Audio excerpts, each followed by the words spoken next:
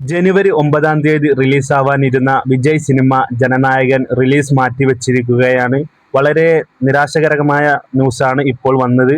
വിജയ് സിനിമയ്ക്ക് സെൻസർ ബോർഡിൽ നിന്നും പല കട്ടുകളും വന്നിരിക്കുകയാണ് സിനിമയ്ക്ക് നേരെ. 27 കട്ടുകളാണ് സിനിമയിൽ ചെയ്യണമെന്ന് പറയുന്നത്. പല ഭാഗങ്ങളിലും മ്യൂട്ട് ചെയ്യാനുള്ള വശങ്ങളും ഉണ്ടായിരുന്നു. അതുകൊണ്ടൊക്കെയാണ് സിനിമയുടെ റിലീസ് മാറ്റിവെക്കേണ്ടി വന്നത്.